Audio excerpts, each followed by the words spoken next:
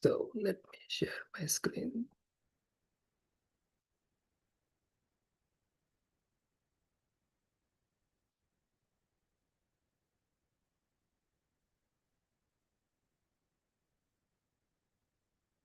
Okay. Hide video. Oh, not video panel.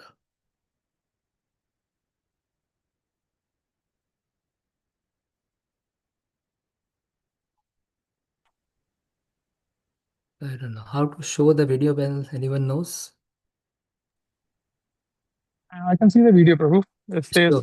Okay. Mangla Charna. Yeah. Are you able to see everything, right? Okay. Thank you.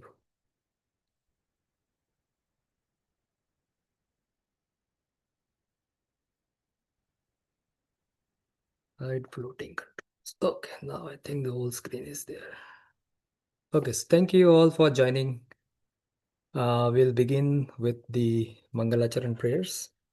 Om Ajnana-timirandasya Jnananjana-shalakaya Chakshurunmilitam Yena Tasmai Shri Guruve Namaha Shri Chaitanya Manobishtam Stapitam Yena Bhutale Swayam Rupa Kadamahyam Dadati Sapadantikam Vandeham Shri Guru Shri Yuta Padakamalam Shri Gurun Vaisnavamsya Shri Rupam Sagrajatam Sahagana Raghunathanvitam Tam Sajivam Sadvaitam Savadutam Parijana Saitam Krishna Chaitanya Devam Shri Radha Krishna Padan Sahagana Lalita Shri Vishakhanvitamscha He Krishna Karuna Sindhu Dina Bandhu Jagatpate Gopesha Gopika Kanta Radha Kanta Namastute तप्त कांचन गौरंगी राधे वृंदावनेश्वरी वृषभानुसुते देवी प्रणमामि हरिप्रिये वाञ्छाकल्पतरुभ्यश्च कृपा सिन्धुभ्य एव च पतितानां पावनेभ्यो वैष्णवेभ्यो नमो नमः जय श्री कृष्ण चैतन्य प्रभु Nityanand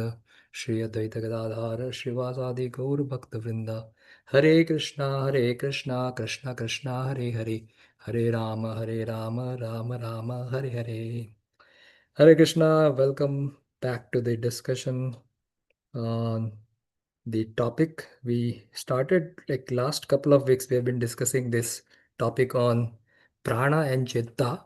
I was supposed to conclude the topic here.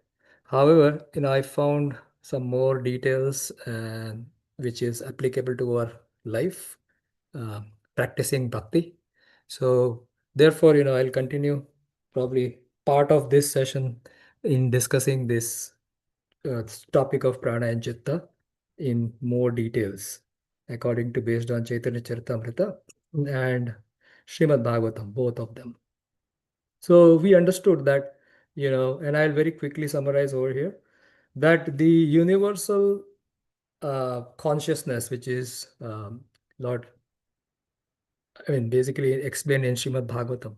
Universal consciousness, which is pure in nature, is Mahatattva. And that Mahatattva is also present in each and every living entities as a portion of or amsa of that Mahatattva is present in a portion in each of the living entities, and that is called as Chitta. Right? That is called as Chitta.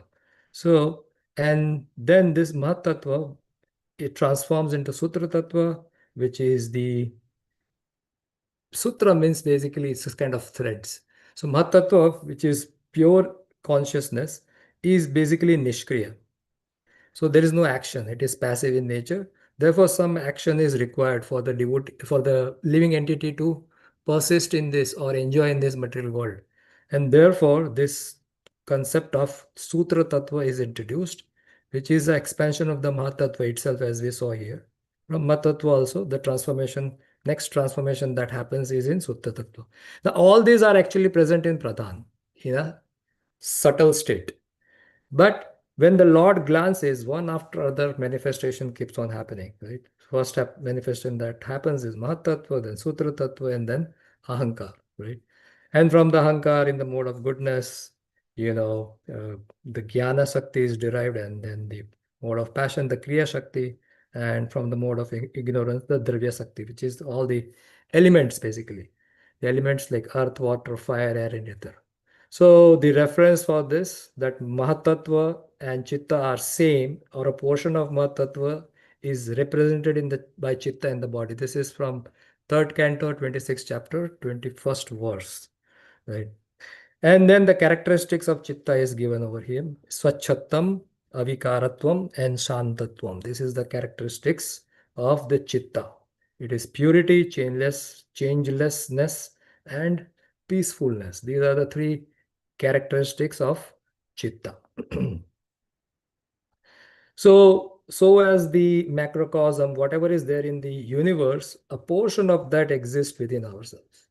And why are we all discussing this again and again? Because the in Srimad Bhagavatam, the creation is discussed so many times, and each time the understanding of that creation is it becomes more and more detailed.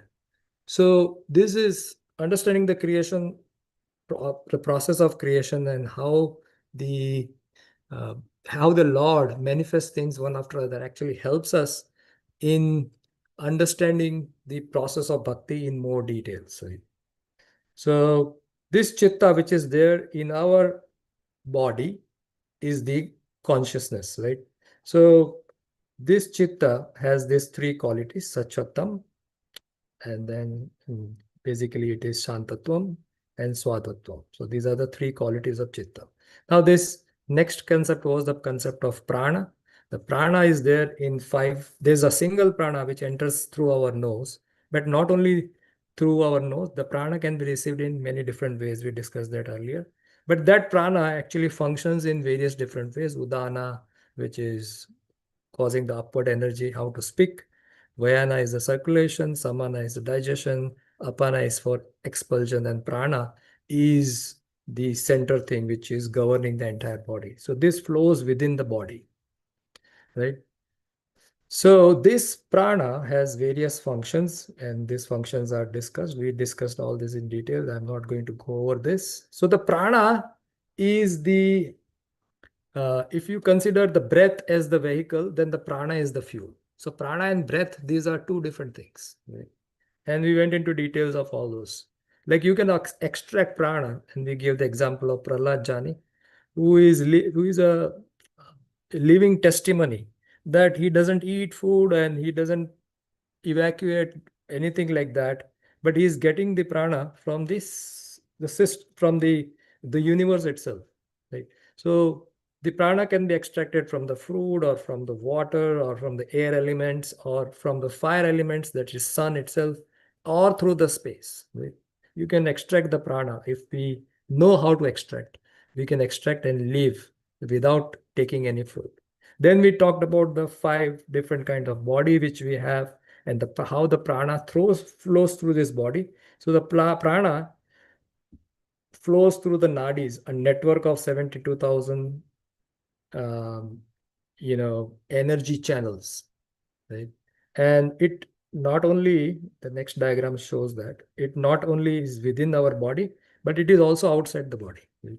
So this is how the prana flows, right? Through the 72,000 nadis. And it culminates into the Muladhara chakra, which is here, which is the Muladhara chakra. Now, when the prana is disturbed, then we experience sukha or dukkha. The distress condition which we are experiencing, at that time, our prana actually contracts. And when we experience happiness, the prana expands on it. And when this prana expands, um, it when the just chitta is also very closely related to the prana, which is going to come now.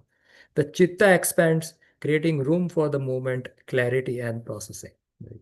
So at that time we experience sukha. Now Krishna in Bhagavad Gita, he says that the first step, the first time he explains yoga, at that time Krishna says that he gives a definition of yoga. Yoga means, he's saying to Arjuna that such equanimity is yoga. Samatvam yoga uchyate. Right? So if our prana is disturbed, which is an unstable system, uh, the prana actually affects our chitta, which is the seat of our consciousness. Right? So first Krishna says that the first definition of yoga he gives is stabilize your prana. Right? Samatvam yoga uchyate. Right? That is, definition is equilibrium of mind. equilibrium of mind means mind and prana, these are very closely connected to each other. Right?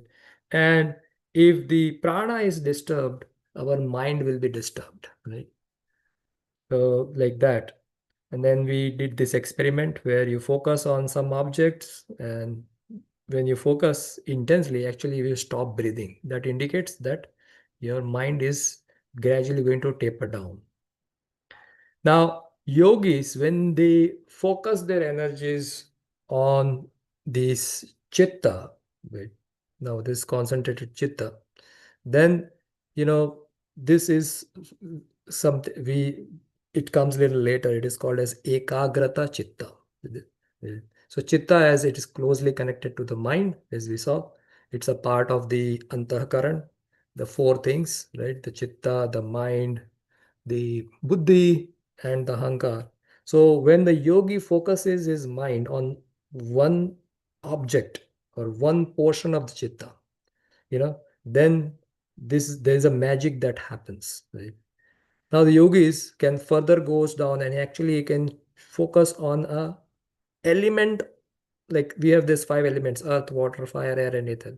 He can focus on different elements of the body, right?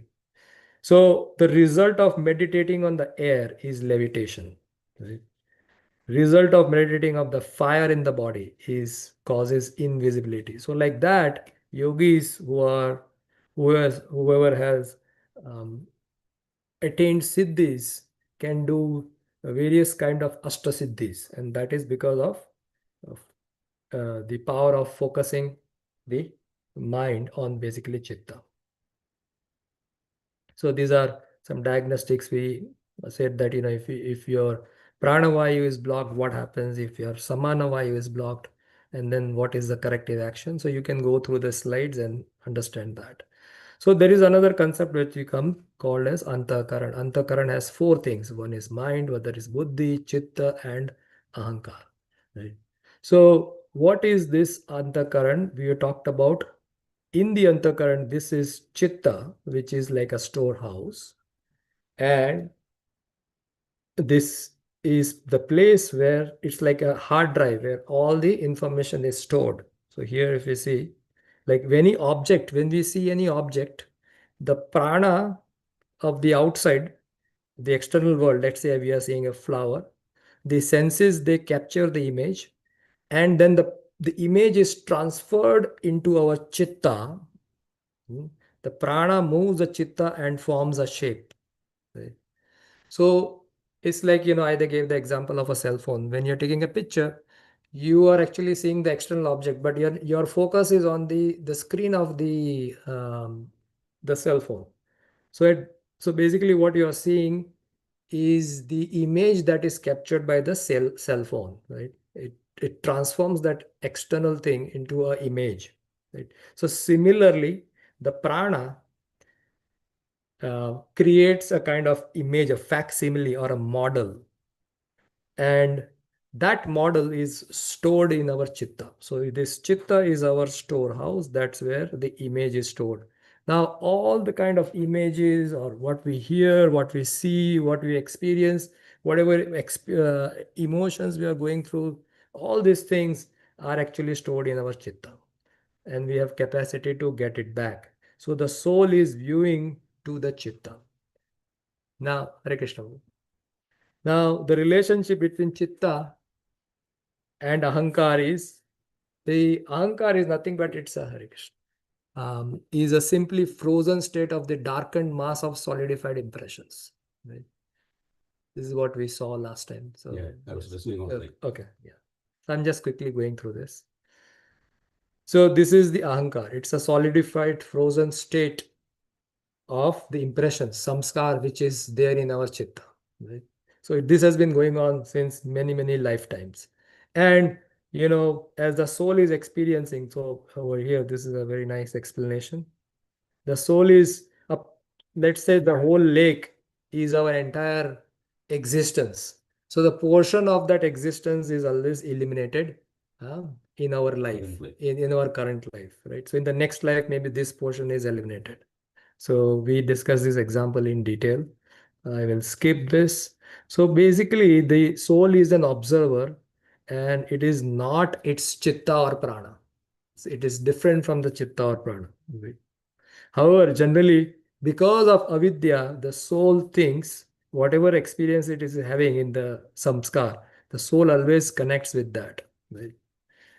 And that is because of ignorance. Ignorance of the fact that there is something beyond our experience, a supernatural experience, right? So the capacity of the soul to know something is called as jnana vakti.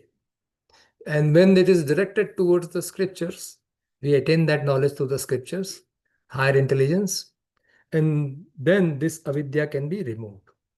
Right? So we discuss this example of Jaigishavya and Avatuni. So Jaigishavya could actually go into his chitta and look for last 10 creations of Brahma. So basically last 10 Brahma. So he had access to that. So Avatya Muni, normally he would not reveal himself. He will be invisible all the time. But in order to meet Jaigishavya, he presents himself in front of Jaigishavya. He reveals himself. And then he asks this question that you have experience of so many um, lifetimes. What do you think? Is there sukha or dukha in this material age? So he said, no, everything is dukha. So like that, he explains why everything is dukkha. Because relative to the um, happiness experienced in the liberated stage, this is all dukkha. So I'll skip all this. You can read whoever is joined first time. So all this is because of our state of mind, and there are 5 state of mind we discussed. There is Shipta, Muda, Vikshipta, Ekagrata, and Niruddha. So as we go from here, this is a monkey mind, then this is a donkey, basically lazy mind. This is a chanchal mind. It is scattered all together. This is sometimes sometimes it is focused, sometimes it is not, distracted. So that is vikshepta mind. And then ekagrata mind. This is what Krishna wants us. He wants, it's like a crane. Crane, when it is catching a fish, it is just stands, yeah, it is laser focused, right? So this is ekagrata chitta.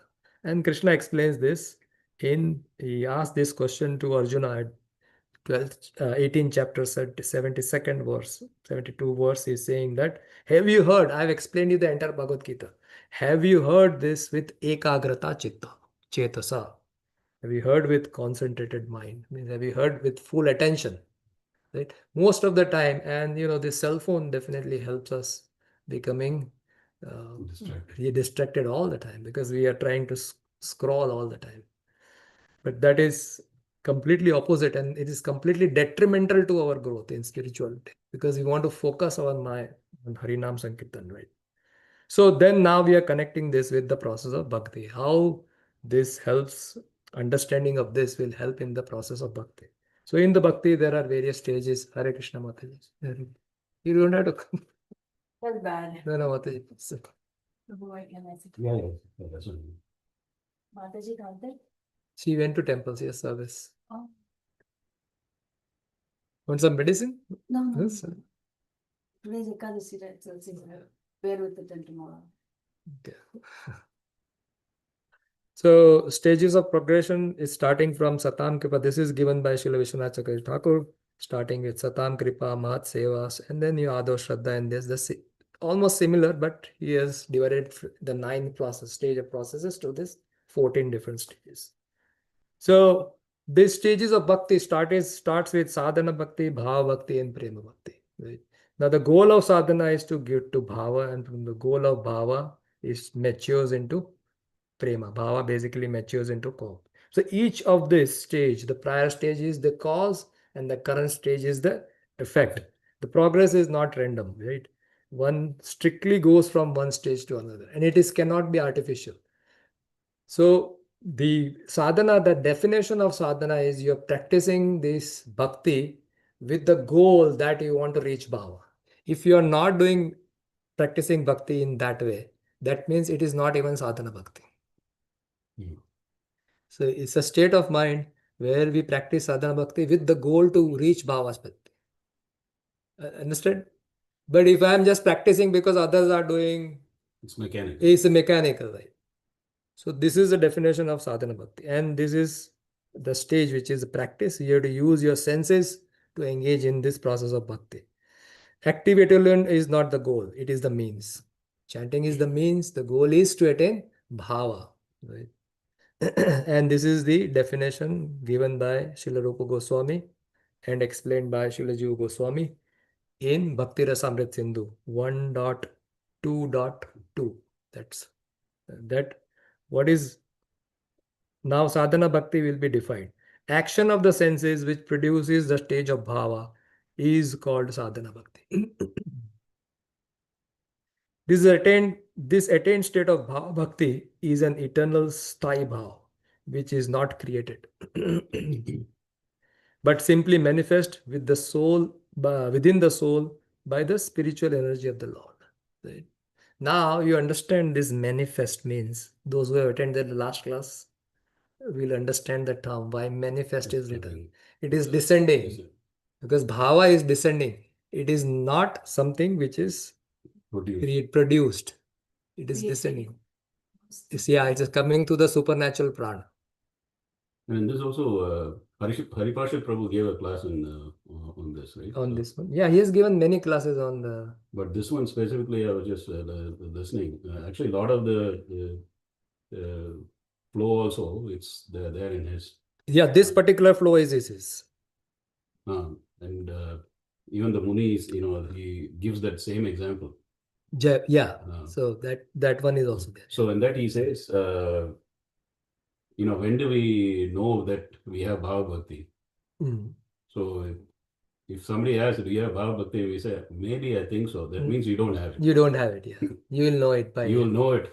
Yeah. That when you have it, you will surely know it. Yes. It's by self-realization. Yeah. Of course, by, there is a litmus test for example, we maybe in devotional practice for many, many years, right? And we may think, It's not a time-based thing, right? It's purification that we have to go through, right? And that's a mercy aspect, right? It's a mercy aspect, yeah. Of course, it's a mercy aspect. Okay, so stage 2 is Bhava Bhakti, where it is just it's explained. This is the definition. That part of bhakti which is called bhava, whose essence is Samvit and Ladini Shakti. So Samvit and Ladini, they descend through supernatural prana into the living entities, which is which is one ray of the sun of prema, which will be soon rise in the heart, and which softens the heart with desires to meet and serve and exchange love with the Lord. So that bhava is actually descending into the heart once we go through the purificatory process, starting from sadhana bhakti. In the sadhana bhakti, we start relishing the form of Krishna, which will come later, at the stage of nishtha. Right? Yeah. So, but that is all reflection. That is chaya. It's a chaya which we are experiencing. It's not the real thing. Like if you take a tree, then there is a shadow of a tree.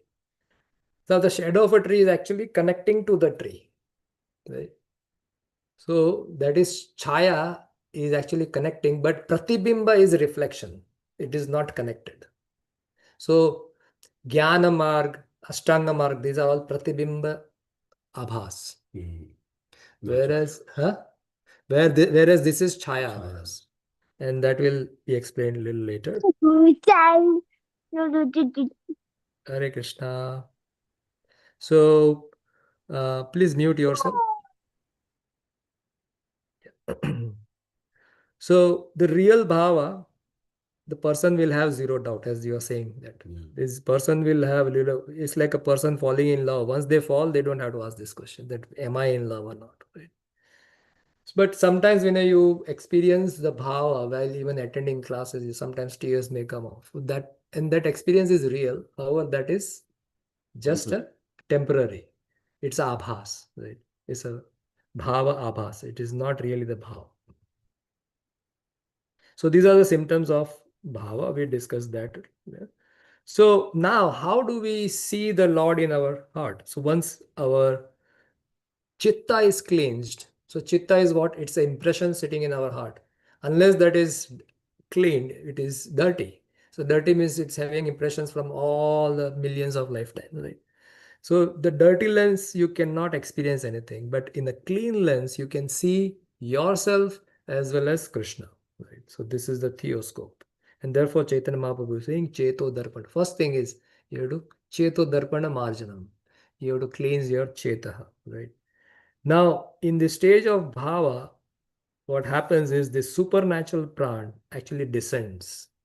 This is the mercy of Krishna, which is descending into the life of the devotee, right? So bhava is not generated internally. It is a supernatural pran that descends from the eternal realm. Right? So that bhava descends, and not only it descends, it hijacks. Right? It hijacks the chitta vritti. The hard ice of ego melts at that point of time, and material perception fades, and the internal video is replaced by. So right now we have this internal video. Right? I mean, if you really see, observe our mind, you will see that every moment a thought is popping up from our mind. Let's do this. Next, let's do this. Right? And that thought, if we like it, we perform that thought into an action or convert that thought into an action. Right? So our chitta is producing what action, next action has to be done. However, in this case, is that based on our karma? Yeah, because chitta is the impressions. Yeah, but based on our karma, what thoughts to bring up and yeah, so that is done by the whom? By Prakriti. Yeah. Right? The three modes of material nature. So they bring up the thoughts one after another. And that's how we engage. Okay, do this. Next, do this. So these thoughts are coming one after another in our mind. And then this is what we convert into actions. But when the bhava descends, that internal video is replaced by the live stream of the divine pastimes. So we can directly experience the pastimes of the Lord in our chitta. Right? And then this is the stage we discussed, that in the Nam Aparat stage, where we are chanting as well as we are performing aparats, right? All the 10 offenses. Then from here, we gradually, after the Anartha Nivritti stage, right? If the offenses are avoided, then they achieve something called as Chaya Namabhas, which is here. Right? So devotees, when they start chanting, this is the most important thing we need to focus on. That we have to cross this stage of Anartha Nivritti. Unless we cross this stage of Anartha Nivritti, we are not going to go to the stage of Namabhas, which begins with Nishtha, and then Ruchi, and then Ashakti. So here also there are 3 stages. So we have to somehow or other cross this stage of avoiding all kind of offenses. Of course, not all offenses are eliminated over here in the Anartha Nivritti stage, but most of the anarthas, if we removed, then we are moved to the stage of Nishtha. Right?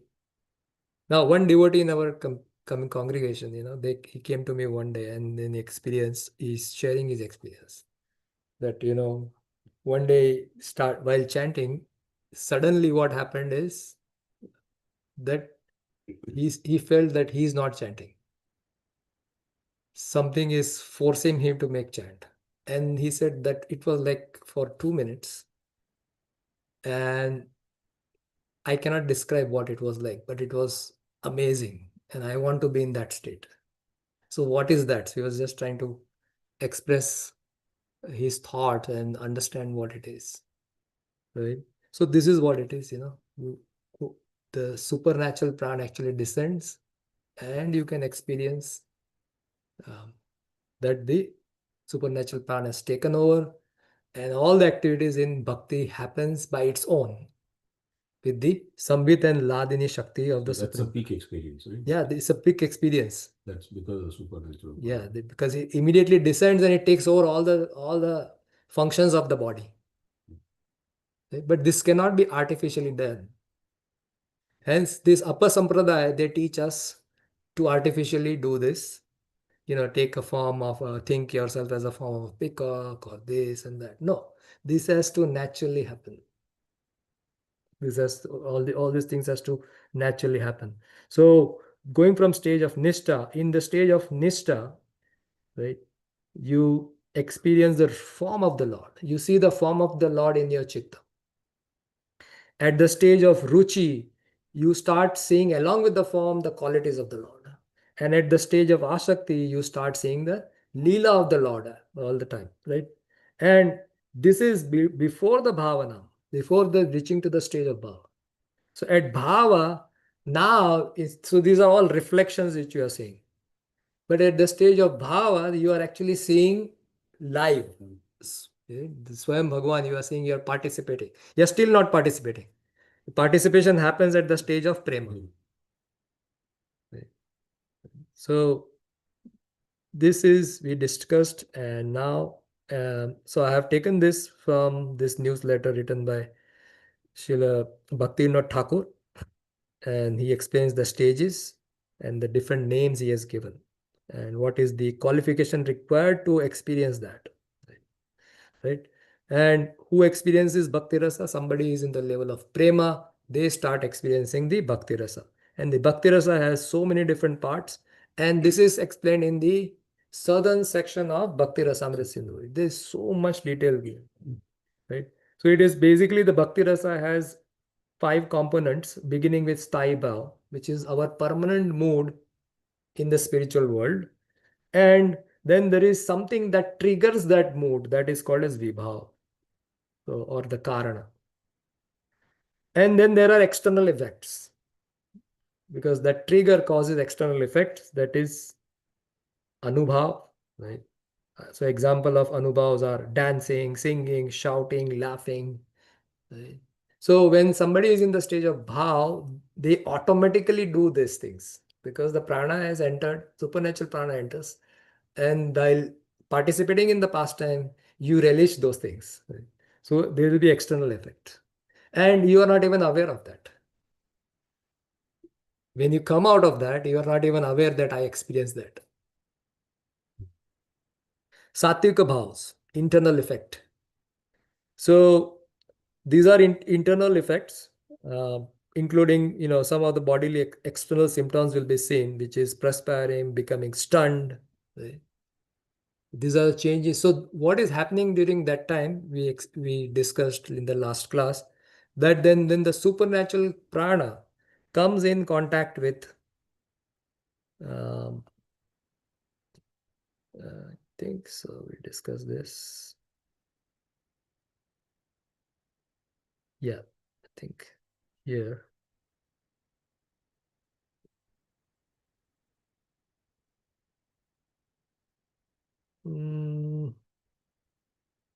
Krishna. Yeah. When the supernatural prana touches the matter, right? When the supernatural prana touches the earth, you get the feeling of stunned or paralysis or stamba.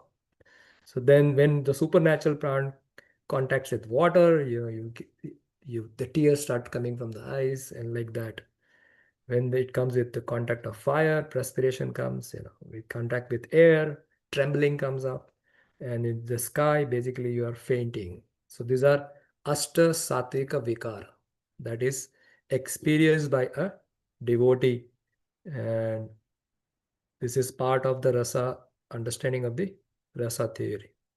So all these things, this is the Ashta Satvika Vikara, which is happening, uncontrolling, the perspiring, becoming stunned, changes in complexion, uncontrolled shaking of the body. So these are internal effects. It is generated internally, right? Because prana is coming in contact with the earth element internally, and then externally you can see perspiration.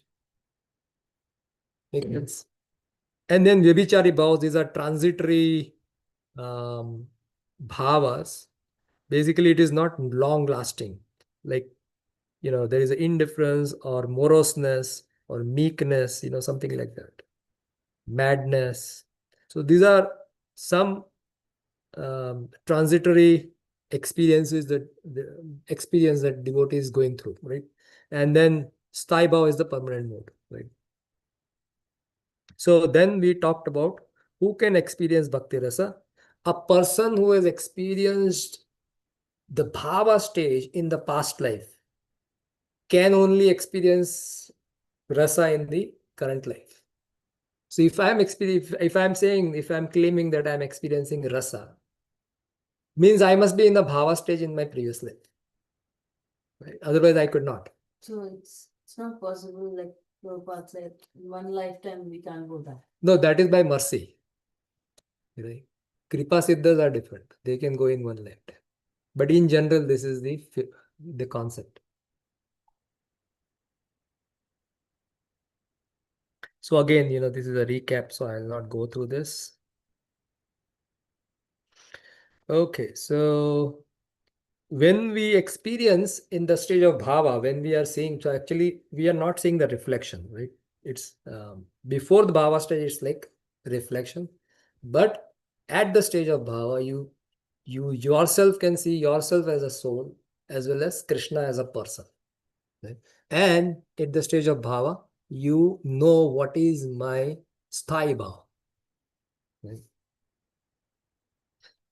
Okay, so then how does the Shabda Brahman, which so basically holy name. So how does the holy name descends in our life? Right? So right now we are chanting. So chanting the holy name? Holy name is Shabda Brahman. So how does Shabda Brahman enters our life, right? So in the beginning stage, we contact some devotees, they explain how to chant Harinam, so it comes through them. But I'm not talking at that level. I'm talking at the level of higher stages. How does Shabdaman comes in our life?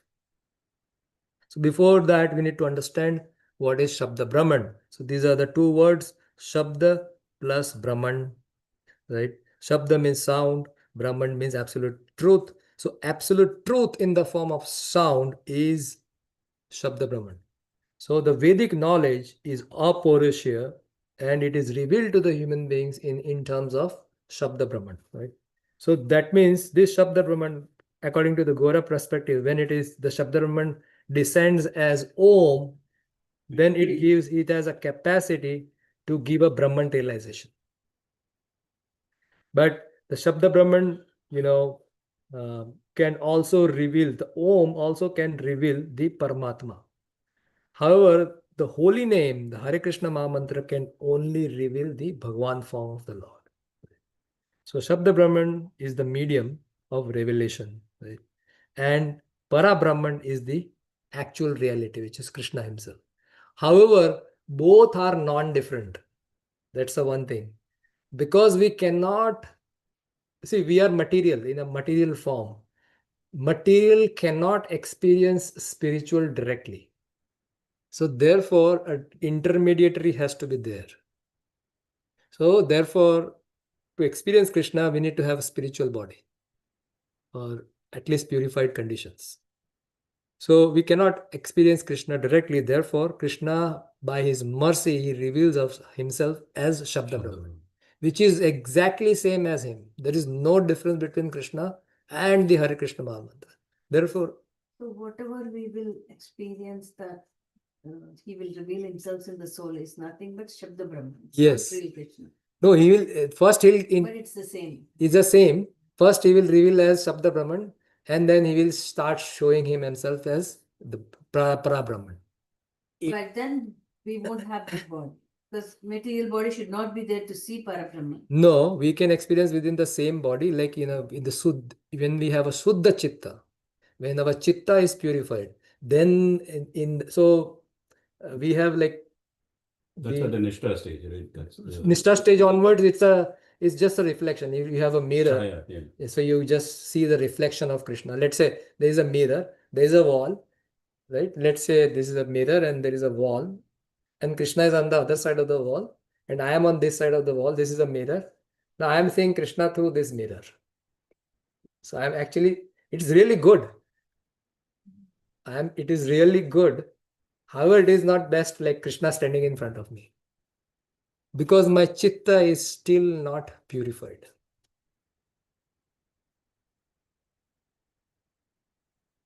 Right?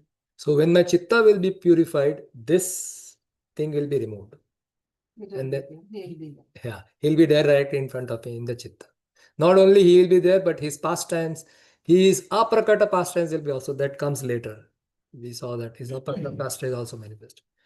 But here, like here we are trying to understand that how the holy name comes in my life. How will I experience? Now all these things are all theoretical for us, but knowing this is really important because then this can improve our quality of chanting.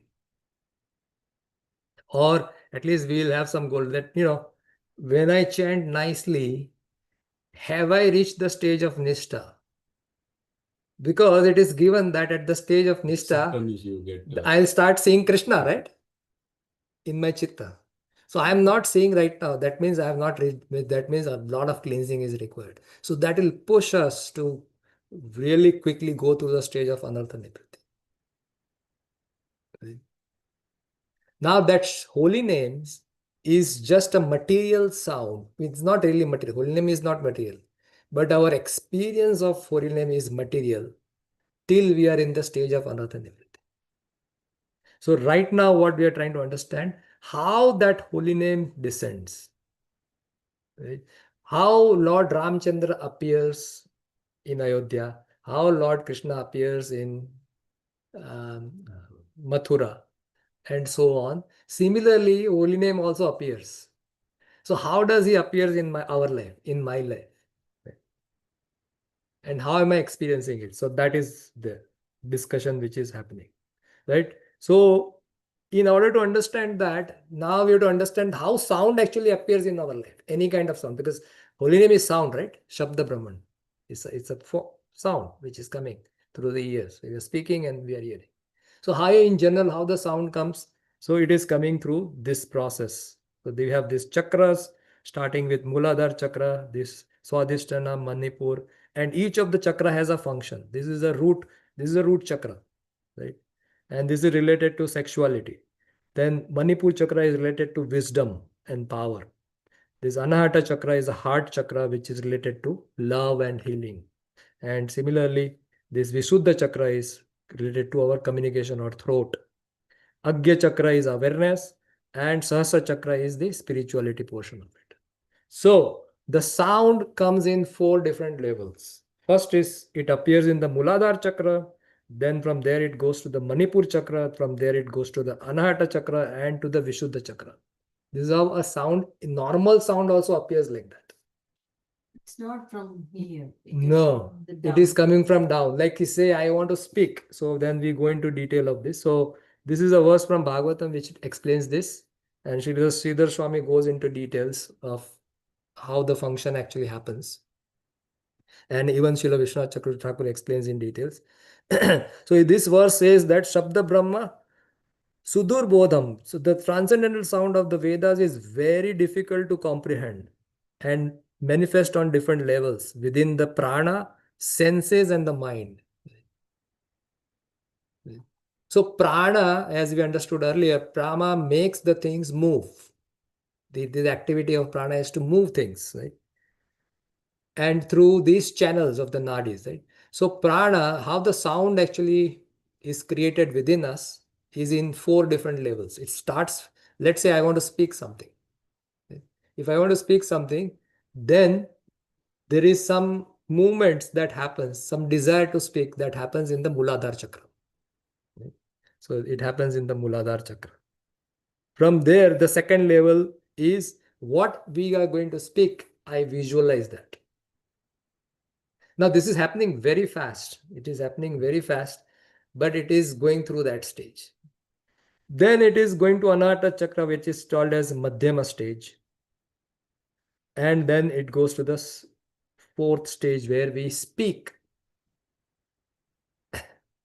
Right? Now, where is this given from? It's in Bhagavatam. yeah, I gave you the verse. Doesn't say all that, right? No, you It read the says purport. prana, senses, and No, you read the purport. Yeah. You read the purport, you'll get it. Yeah, he explains in that. So basically, this is the journey. So similarly, the holy name also appears in our life. Only we can hear actually 75. What you are hearing is this one. What I'm speaking, you are hearing. But before that, there is a lot of processing going behind the scene, which 75% we only don't see it actually.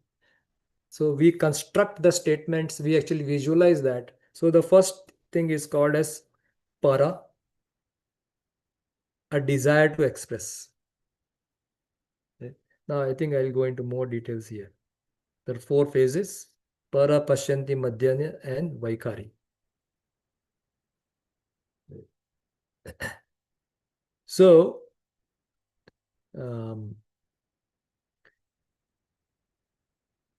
so desire to express comes through words. I want to say something. So that is at the level of para, or at the level of the prana phase. Right? And it is generated at the Muladhara chakra. Right? Sound begins not as a thought, but as a life force. It is situated in the root, unformed and silent, existing purely as potential energy waiting to rise.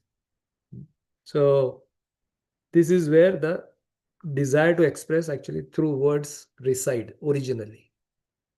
Everybody has desire to express, right? Then whatever I would desire to express is visualized. so usually we say desire to express, usually think it is coming from the mind. right? Yeah, no. From the thoughts, basically. Thoughts, I got an idea. Yeah. And that's what, it's totally a different concept. Yeah. But the mind is coming here after the Yeah. desire, then the mind Mind is, starts. yeah, where mind starts. So desire start. Mm. Mind always we think that it is up. Mm. So and anything coming from up, but this totally opposite. It's coming from Coming down. Yeah, it's coming from down. Wow. Right.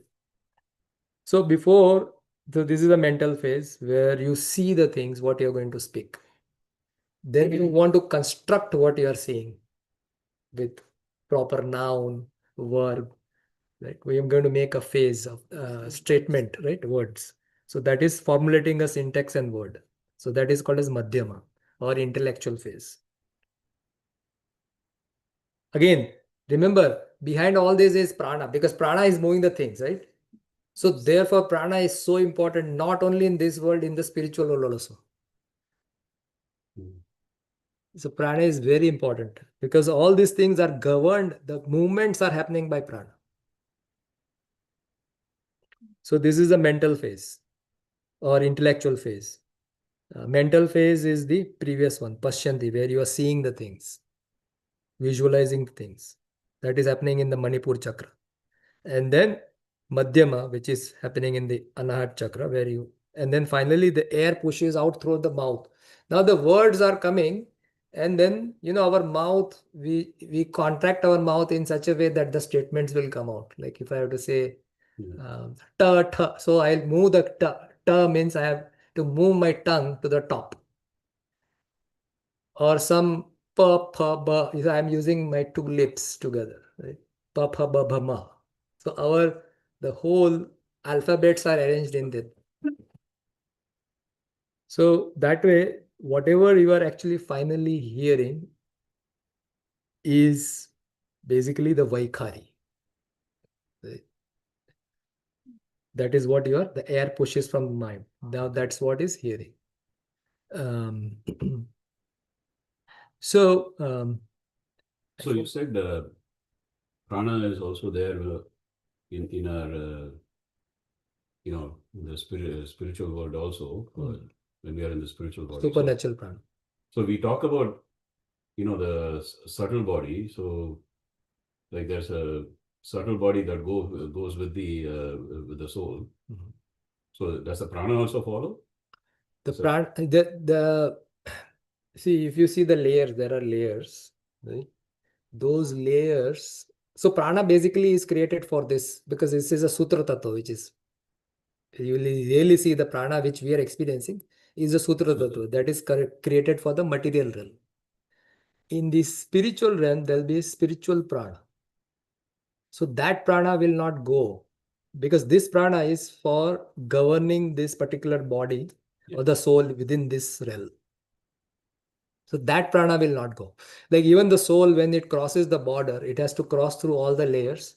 And when it crosses through all the layers, it keeps shading all the things, right? Yeah. Including Mahatattva. Yeah. Final thing it shades is Ahankar.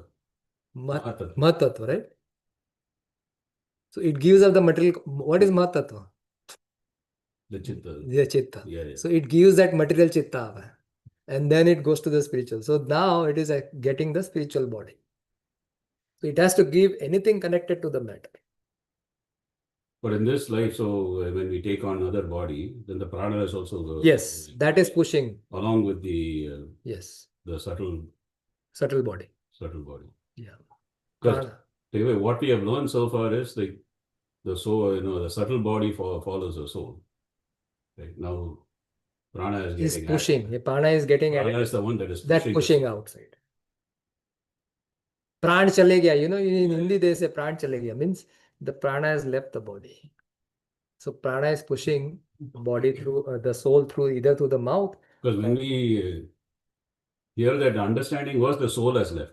Because there's no understanding of soul and then prana is sort of two separate things. If you remember one diagram where we are saying that soul is floating in the five bit, the conjunction of the five prana in the heart chakra. Right? So soul is in near the heart chakra. It is floating there in the where the conjunction of all the five pranas happens. So that's where is the soul floating. So therefore the prana actually pushes the soul either through mouth, or it pushes down, or it pushes through the up for the yogis. So similar. Prabhuji, I had one question. This is Ram Mukund Das. Yes. So Prabhuji, maybe did you mention that only soul breaks those layers in the material world, and it goes through the spiritual world? But in the spiritual world also, there is a spiritual body, right? Yes. So the spiritual body also has all these components. So if I remember correctly, in the spiritual body also in Goloka Vrindavan or Goloka also, there will be a subtle body of mind, intelligence, and maybe I don't know, false ego or ego. Is that correct understanding? Yes, they will have mind, spiritual mind.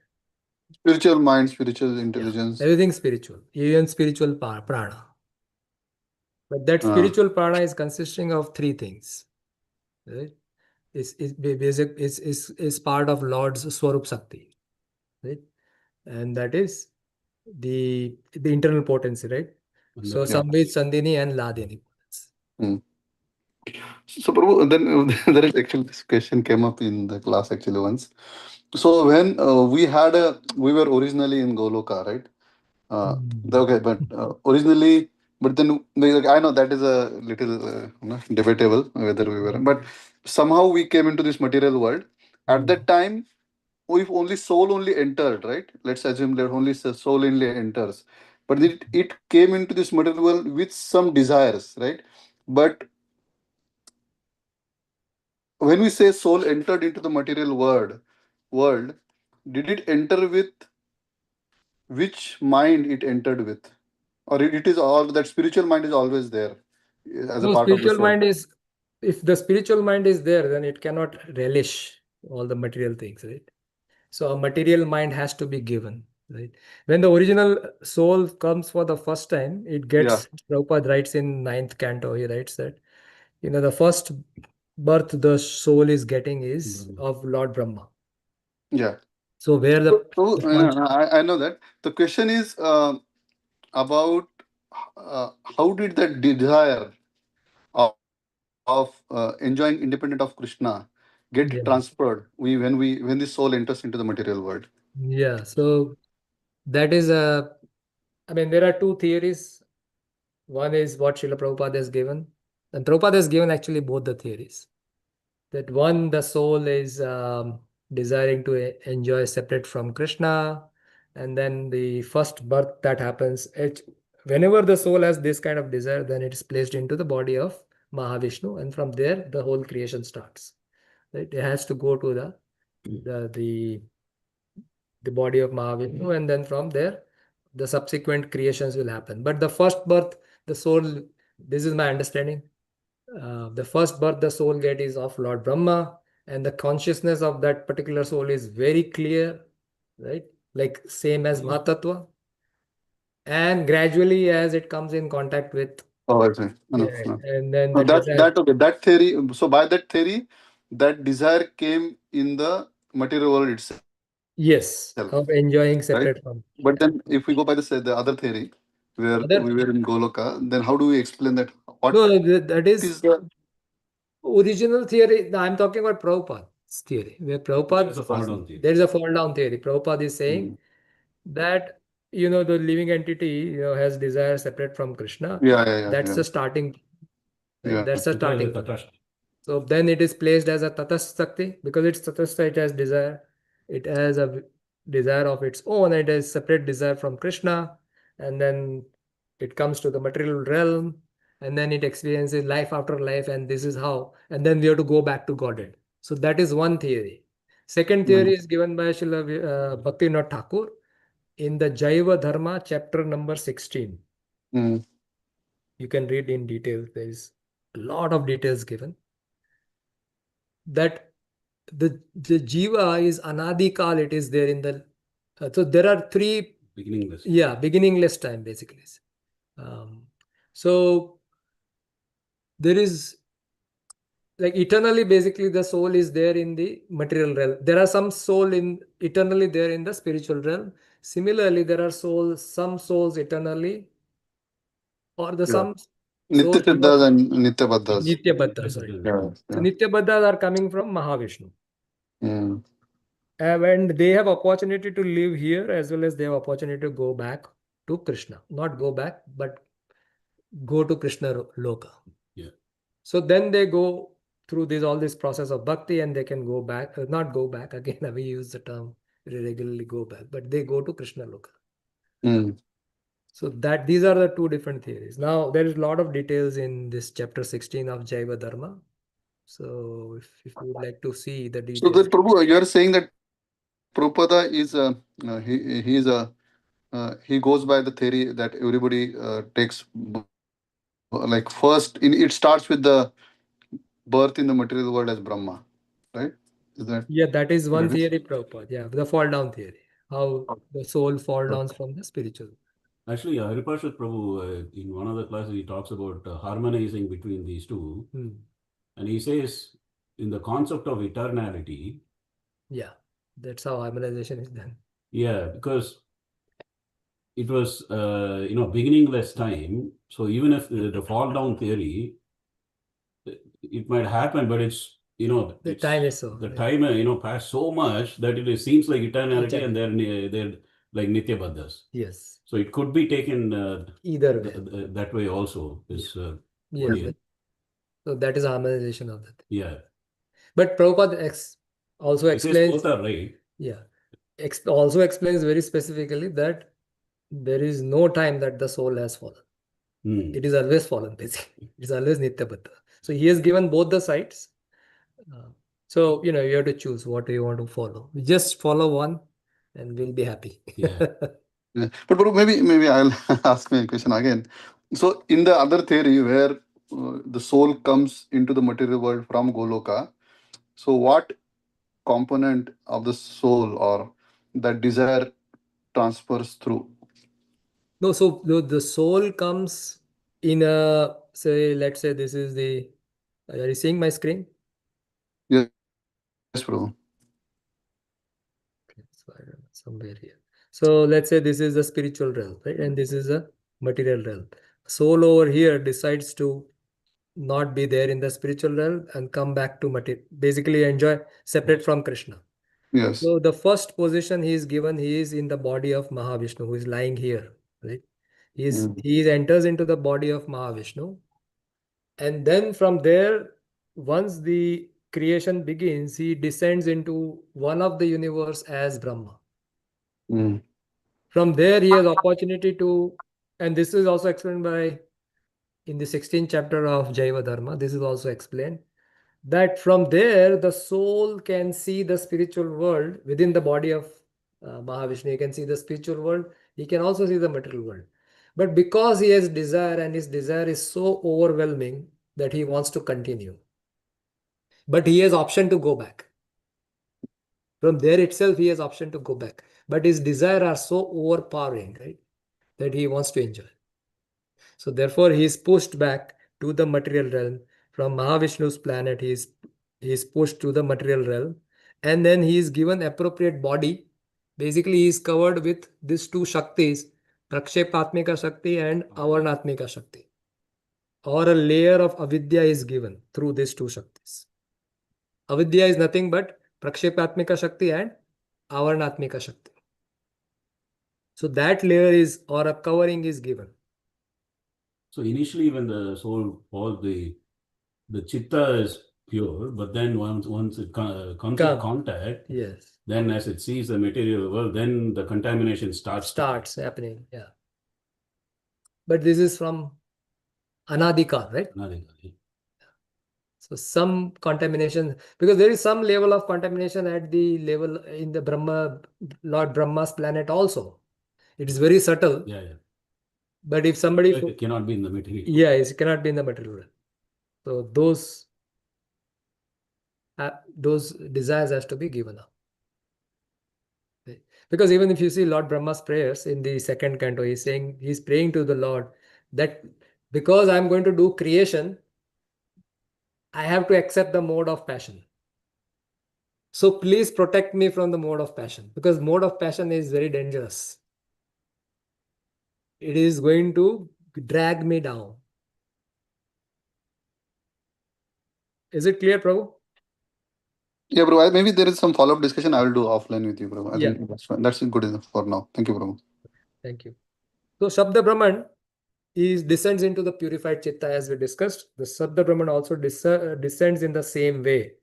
And actually Lord Chaitanya is saying that, this is that I am not chanting. The name is chanting me. In Chaitanya Charitamrita, this is given. Lord Chaitanya himself saying that means you are so much, the Sabda Brahman has taken over you so much that itself chants. You just become participant. It's like you are in a running train. In a running train, you are not moving, right? The train is moving you. So what is that experience? You are moving, but you are not moving. So similarly, you are chanting, but actually there is a force which is making you chant. Right now, it's opposite. The Maya is, I want to chant, but the Maya is dragging me not to chant. Right? So, but here, all the activities that happens is governed by the supernatural prana. So similarly, the Shabda Brahman, which is transcendental sound, is a supernatural prana. It does not originate from the human desire. It descends. Just as when the bhava descends, it takes over our chitta and material consciousness. Similarly, the Shabda Brahman, the Nama also descends. It fuses with the practitioner's prana and seizes the system from inside out. It takes over our system. What is that? We have to experience on our own. So, yogi's method is mechanical, bhakti method is spontaneous. It is a descending, see, Avroha Pantha and Aroha Pantha, right? So, Aroha Pantha is this mechanical process, yogi's method, where they have to first go through the Yama, Niyam, Asan, Pranayam, then they have to do Pratyahar, then Dharana, Dhyan. So, this is the yogi doing himself from lifetimes after lifetimes. Then he is achieving, even for the same thing with the Jnana yogis. They have to control their mind. In case of Bhakti Yogi, it's a descending process. It is spontaneous. As far as our chitta, as long as our chitta is not clean by the process of anartha nivritti, if we don't clean, this is not going to happen. Right? So in case of Bhakti, the holy name acts as supernatural prana. This is a grace. The Nama Prabhu actually seizes the prana first, then the mind and the senses. Right? The senses are not artificially withdrawn. They are engaged by higher forces. The name makes me dance. Right now, what happens, in Rath Yatra and all this, we dance ourselves, right? But the name will make us dance in that stage. So basically, right now, my chanting is still mechanical. yeah, all of our, yeah. So, but that is basically once we are in the Until our Anartha Nivritti stage. so Asakti stage. Asati stage, we'll start realizing some things. But that is abhas. Yeah. In bhava, it is complete takeover. Till bhava, the supernatural pran doesn't descend. Yeah. So here is the verse, Mataji. You are saying, right? So Lord Chaitanya is, after this initiation, his sannyas, then he is talking to his guru that what kind of mantra have you given? My dear Lord, what kind of mantra have you given me? I have become mad simply by chanting this mantra. Right? Chanting the holy name in ecstasy causes me to dance. Causes me. I am not doing it. The chanting, the mantra is doing it. Chanting the holy name in ecstasy causes me to dance, laugh and cry. When my spiritual master heard all this, he smiled and began to speak. So basically, Lord Chaitanya is just, he's not showing that he is the Supreme Lord. So the holy name makes me chant and dance. And it produces Ashtasatvika Vikar in the body. And we saw that when the holy name comes in contact with earth element in our body, it produces stamba or stunned, those kind of um, vikaras will happen. But they said that Chaitanya Mahaprabhu's limbs are all used to go Yeah. fall off. Fall off something, yeah. Not fall off, like disjointed. Disjoint, yeah. Everybody used to chant and then again it's joined back. Join back. So this is all happening on its own, actually. The devotee experiences that phases. But the devotee is aware because he is completely in consciousness. Like Lord Shiva, he expresses in the fourth canto, it will come when we go to fourth canto. Lord Shiva, when he was there, and Daksha, when came into the assembly, Lord Shiva didn't get him. Yeah. Remember? So Lord Shiva explains this. He gives an explanation that I was completely absorbed. This is the essence I'm saying. There's a lot of details he gives. I was so absorbed that I was not even aware that Daksha Maharaj came. Because his meditation was inside in the Paramatma. He was offering prayers. He was in ecstasy inside. So he couldn't even realize that Daksha came. Hence, I didn't get up. It's not that I don't want to respect him. He's his father-in-law, right?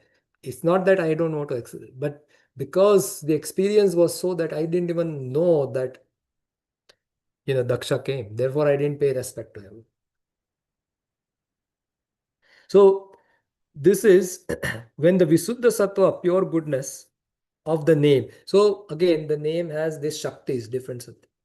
So the Vishuddha Sattva is basically the Samvit and Ladini Shakti of the. So again, Krishna's Shaktis are of three types: Sandhini, Samvit, and Ladini. What descends? So Samvit and Ladini, they are descending, but Sandhini is the existential potency. Yeah, so eternality. It is eternal. So it's there everywhere, right? So therefore, this pure goodness is consisting of the Samvit and Ladini Shakti of the names. Now, name also, because name is same as Krishna, right? So the Visuddha Sattva, when the Visuddha Sattva of the name courses through the body, it interacts with the five material elements and produces physical transformation, which we have discussed here. Ashta Satvika Vikar. And therefore, it is Lord Chaitanya is saying, Param Vijayate Shri Krishna Sankirtan. It's not Vijayate. Param Vijayate, it conquers the entire body. Right? It conquers the body, and it's not only taking the kingdom. So suppose a king wins, two kings fight and one wins over the other. He not only takes his kingdom, but he also takes his throne and all his ministers and everything. Right? Similarly, the holy name takes over our body, our mind, our senses and everything. Therefore, Lord Chaitanya is saying, Param Vijayate Sri Krishna Sankirtan. So Sri Krishna Sankirtan has a potency to take over our senses, our mind, and our chitta and everything.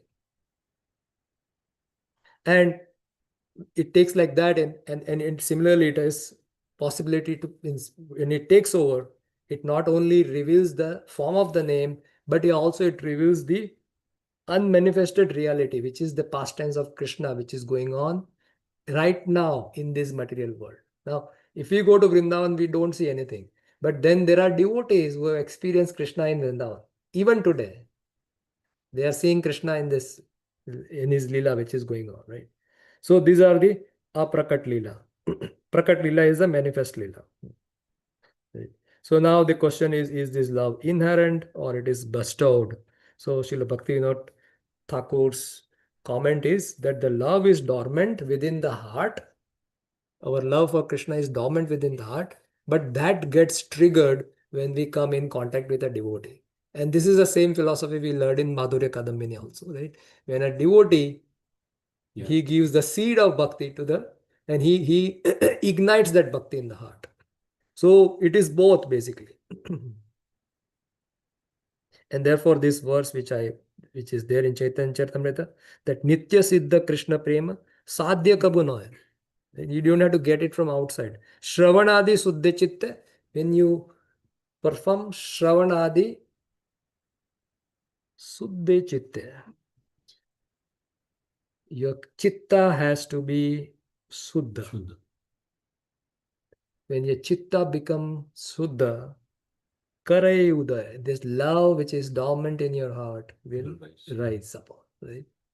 So this is important, Suddha Chitta. Now we understand what is Suddha Chitta means, right?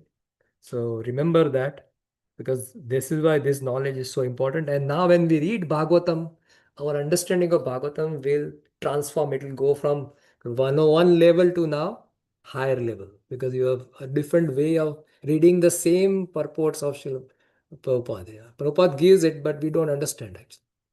But now when we read, we get it, or the understanding of Bhagavatam becomes more clear, or more deeper understanding of Bhagavatam happens.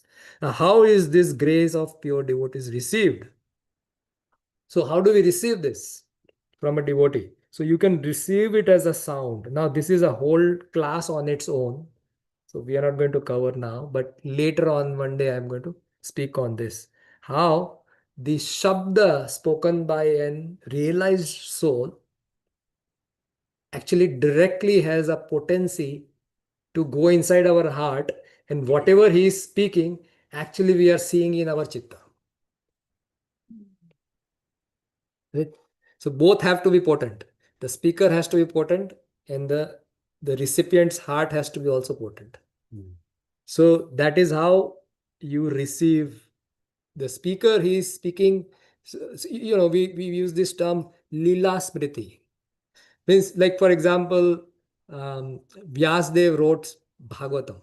Right? So if you read the 7th chapter of first canto of Bhagavatam, you read the first few verses, you see, and Prabhupada has written there, that Vyasdev in his meditation, right, he saw the entire Bhagavatam. So Vyasdev is not writing something which he is not seeing. Right? Similarly, Sukadev Goswami is not speaking something which he is not seeing. When he is speaking, actually he is seeing the pastime and is speaking. So therefore I said there'll be an entire different class on this, and that's why it's so important to attend the class in person when we experience in person, because otherwise we are just hearing the fourth thing, which is Vaikari. Through Zoom and all these things, we are only hearing the Vaikari. But you are not really relishing the experience of the person who has realization of person. Of course, in this case, I have not realized at all. But somebody, when a pure devotee comes, we must attend in person. So his prana then can transform into us. Now, what is his prana?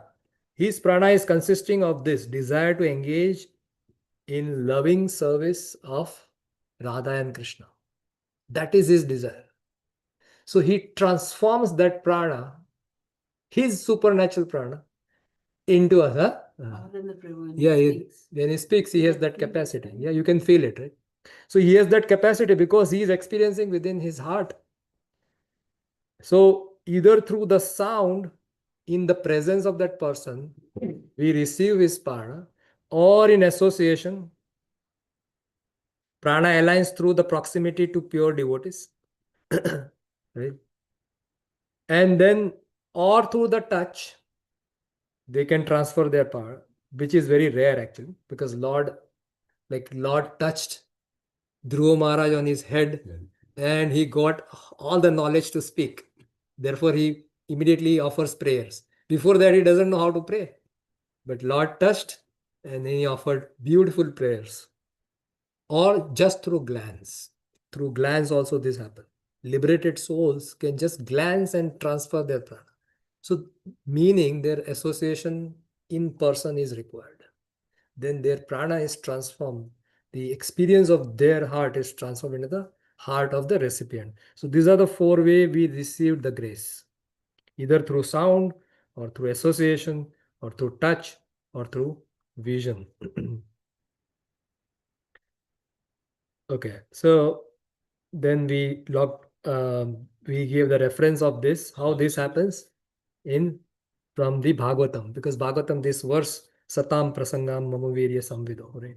This explains that how the association of pure devotees discussing the pastimes of Krishna, can give us satisfaction to our ear and heart. Now, this is what I added today. I didn't wanted to do that, but I thought just let's do it actually, because we started this topic. So what are the further transformation? Now this is, of course, the previous topic was also beyond my pay grade. And this is also beyond my pay grade, but this is much, much beyond my pay grade. This is the discussion which is evaluation in the divine law. What is happening in the spiritual realm? In Goloka Vrindavan, what is happening? So this is explained here. So this chitta, which is there with us as a in our material body, right, can be purified, as we understand that when we purify our chitta, we can experience up to the stage of bhava, and then in the next life, we can experience prema. But it doesn't stop there actually. So what is the source, which is important, which is chitta is the center of the things.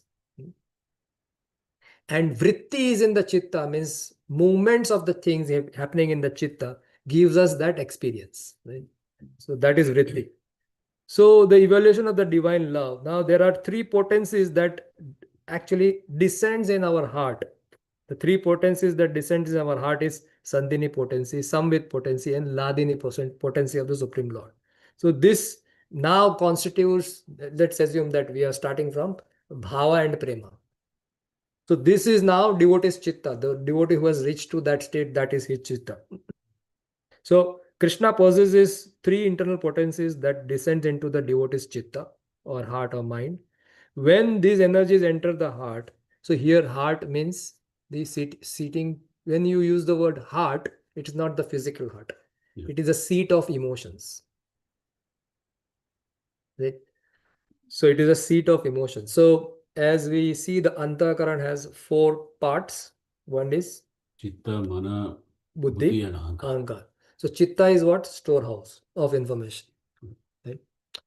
And in Buddhi means intelligence. Manas means a seat of emotions. Right? So whatever is there in Chitta is like a kind of hard drive where things are not stored. It's just a storage. Yeah. But then when that storage is retrieved, then it causes something in our heart. So that is happening in the mind. That experience of emotion is happening in the mind, right? In the mind sessions which we did earlier, right? There are emotions, and emotions are the things, the material emotions are the things that is binding us within this Yeah. world. Spiritual emotions will liberate us. Material emotions bind The us. emotions are the raga and dvesha, right? Yes, those are the raga and desha which is sitting in our heart. When those impressions are brought into our mind, then mind goes through some kind of emotion. Like, let's say I see some person, and if I have bad experience with that person, then just by seeing that person, a Yes. feeling of hatred comes in my mind. Dvesha. Okay. So dvesha comes in my mind, right? So that emotion is experienced in the mind, not in the chitta. Chitta is where the information is stored that this person caused grief to me, or this person gave me happiness, right? So similarly, this food gave me happiness, this food gave me distress, this kind of environment gives me happiness, this kind of environment gives me distress. These are all stored in chitta, and the emotions that we are experiencing is in the mind. The manas is experiencing those emotions, right? Mhm. Ahankar is saying that I am experiencing that, right? I am experiencing. So ahankar is connecting it to myself. So therefore it becomes even stronger. Right? Raga becomes raga abhinivesh. Dvesha becomes dvesha abhinivesh. Abhinivesh means intense desire. That is raga abhinivesh and dvesha abhinivesh. So when these energies enter the heart, they cause biological foundation of the spiritual emotions. The melting of the chitta happens at that time. So Sandhini is existential, Samvit is cognition, right? Knowledge, the power of awareness or knowledge about Krishna, right? And Ladini is the bliss which we derive. Right? So far clear? Okay, now we are going to next. So now we are going to a portion of Chaitanya Charitamrita where Ramananda Rai and Lord Chaitanya met at the bank of river Godavari. It's a very interesting chapter, very nice chapter, and you should all read. Where Lord Chaitanya actually specifically, even he was going to South India, Sarvabhauma Bhattacharya tells him that, why don't you go and meet a devotee? His name is Ramananda, Rai Ramananda. And there Lord Chaitanya specifically comes to meet him at the bank of river Godavari. And it's a beautiful place. We lucky to go there. We were lucky to go there during the South India Yatra. First South India. First South India Yatra, right? And then this side of the bank is ISKCON temple. Other side of the bank of river Godavari is where the discussion happened. The tree under which this kind of discussion happened. There is a ISKCON temple also, Gaudiya Math temple there. So anyway, Lord Chaitanya asked a question, very specific question, that what is the ultimate goal of life? What is the ultimate goal of life? So Ramananda Rai takes him from very lower level to the highest level of rasa, about the gopis experiencing conjugal pastime with Krishna. So that's where he took. And after that, he describes in one of the verse. This is a verse. So he's saying that Srimati Radharani's gopi friends are her mental activities, meaning Madhya Madhya Vyasaya means basically at the age of adolescence. Sakhi Skande Kara Nashaya Krishna Nyasa, sorry, Nyasa, Kare Nyasa. Krishna Lila Manovritti Sakhi Asha Pasha. So what he is trying to say in this verse, that in the Krishna Lila, Srimati Radharani's Manovritti are her gopi friends. So then we'll come back to the verse again. So the manovrittis means the chitta. Let's assume that we have the desires to enjoy in this material world. Is there in our chitta, right? What if what is there in our chitta takes a personal form? It jumps out of our chitta and takes a form. So they're saying whatever Radharani is feeling to enjoy with Krishna, Yes. those feelings are all individual Sakhis. These are our individual Sakhis, yes. They are the personifications For desire. of our desires. They're not existing actually. No, they are existing, Existing. but they have taken a Expansions, I mean, Desires, that's all. Right. So basically, here, let's read That's what Ramananda Rai was revealing to Chaitanya Mahaprabhu. Chaitanya Mahaprabhu. But before that, you should read. Chaitanya Mahaprabhu is saying that this is not good. Yeah. Aage kaho aar. Like that he is go taking. deeper and deeper. Right? So before saying this, he says that Prabhu, whatever you are, and you're basically, I am speaking through you actually, and then whatever you are allowing me to speak, actually I'm speaking. So I'm like a puppet and you are making me speak. So definitely it is your desire, so I'll speak. Making him speak all that. Yes. So how will it? So Chaitanya Mahaprabhu, when he came, he did not directly preach. So he Yeah. preached through his disciples or devotees. So then there are like 5 different types of exchanges there. One is with Srila Rupa Goswami, another is with Sanatan Goswami, another is with Sarup Damodar Prabhu, another is with Rai Ramananda, another is Sarvabhauma Bhattacharya. So, So these are 5 devotees through which Lord Chaitanya has given us all the message what he wants to give, all the teachings basically. So Rai Ramananda in that way is very close to Lord Chaitanya. Rai Ramananda reveals the startling psychological truth. In the highest realm in Vraja, thoughts and feeling, which is manovritti, are not abstract. They take a personal form. So Lalita Devi, Vishaka Devi, Chitra Devi, Champakalata Devi, Ranga Devi, Induleka Devi, Tunga Vidya Devi, Sudevi. These are 8 Ashtasakis. They are the manovritti of Srimati Radharani. But they have taken a personal form. Therefore, if you see, they are always planning how Radha and Krishna should meet. Right? Because they are manovritti of Radharani. Right? Normally, in a girl-boy competition, what will happen? I want to meet, right? Here they are planning how Radha and Krishna should meet. they are facilitating. They are facilitating the whole thing. And who is supporting them? The Manjaris. Mhm. So they are another level of expansions. Rupa Manjari, right? So Rupa Goswami is Rupa Manjari. Yeah. So like this, there are all the Manjaris. They are supporting these Sakhis so that the pastimes can move forward or different pastimes can happen at different time of the day, right? The director is what is her name? Yogamaya. Yogamaya, but she has a name, right? Purnamasi. Purnamasi. Yeah, Purnamasi. She is the one who's directing everything. Yes, Every she's- single, how the air should flow, the lighting, this, that. This. Everything she's directing, yeah.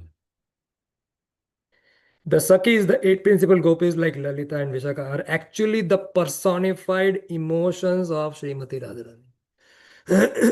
They have their own egos and forms. So they have their form, their own egos, and however, yet they are ontologically extensions of our own psychology, right? Existing solely to nourish the meeting of the divine couple. So they are the manovritti of Srimati Radharani. Right? Now, further, Sri Ramananda Rai says that Radha Krishna actually do not relish their pastime as much as the Sakhis relish. Mhm. Right? And this is the verse. Sab ek sakhi ganer iha adhikara sakhi hai te hai e lilara vistara.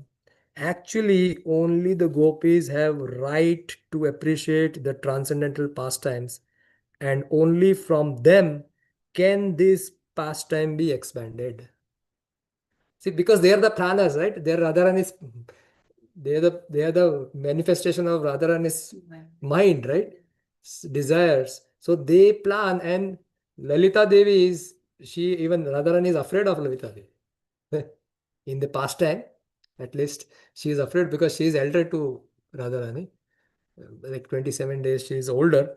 And she guides and dictates every move. You should do like this. She controls Srimati Radharani, right? Next verse.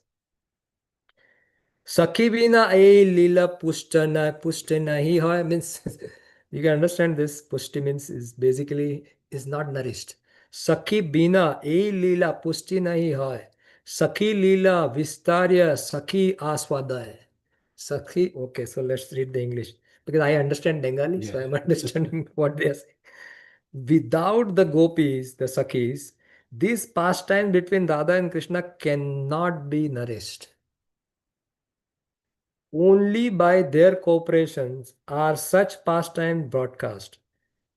It is their business to taste the mellow. So actually they are taking the aswadan because they are the one who is really tasting it.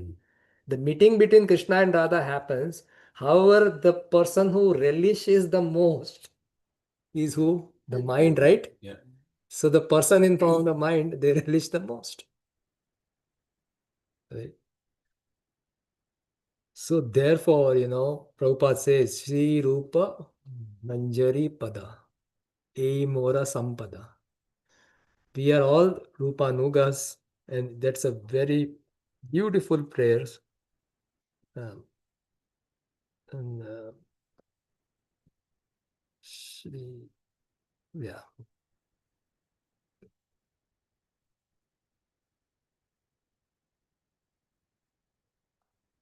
Shri Rupa Manjari Pada, Sei Mora Sampada,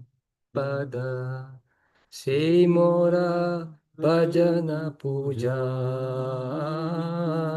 Sei Mora Pranadhana, Sei Mora Abharana, Sei Mora Jiva Nirjivan.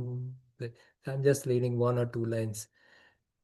The lotus feet of Sri Rupa Manjari are my treasure. Therefore, we need to, in order to get access to Vrindavan Dham, we need to take shelter of Sri Rupa Goswami. Because Rupa Goswami is next level to the to the Sakhis, right? So if we have to have access to that pastimes, they are the best person to approach. So therefore, Narottam Das Thakur here writes this, that the lotus feet of Sri Rupa Manjari are my treasure, my devotional service, and my object of worship. Not Radha Krishna. Radha Krishna are not going to give us directly. The entry happens through the Sakhis and more easily through the Manjaris. They are my life meaning and they are the life of my life. So like that, you please read these prayers and you will relish what we are discussing here. Now, it is not only in the Goloka Vrindavan this happens. This also happens in the Vaikuntha Loka. Like this is what actually Brahmaji saw the darshan of Vaikuntha in the excuse me in the 9th chapter. He gets the darshan of the entire Vaikuntha. Right? So when he gets the darshan of the Vaikuntha, so at that time he sees so many things. So he's seeing the energies. The Lord was sitting on his throne, surrounded by his energies. So here is Srimad Narayan sitting here, and along with his energies. So like this, these are the energies. The Lord was sitting on his throne, surrounded by his energies like the four principal Prakriti, the Purusha, the Mahatattva, and the ego. So all the elements. All the elements are also there in the personified form. Yeah. The 16, the 5 elements, the 10 sense organs, the mind, the tan matras, the 5 tan matras, the 6 natural opulences. These are opulences of Lord Narayan himself, right? And the other insignificant energies, the Ashtasiddhis. Oh, they call it insignificant. Yeah, these are insignificant energies. Compared to the So this is also there in the Vaikuntha Loka. So same way it's there in the Goloka. Right? Now Srimati Radharani gives the example that Radha and Krishna are non-different actually. So they are, she gives the example of this ghee lamp, right? So in a ghee lamp, there is ghee over here.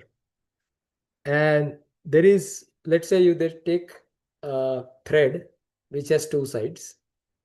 The middle of the thread is synced in, but the two sides are here. So actually the thread goes like this inside and then comes out.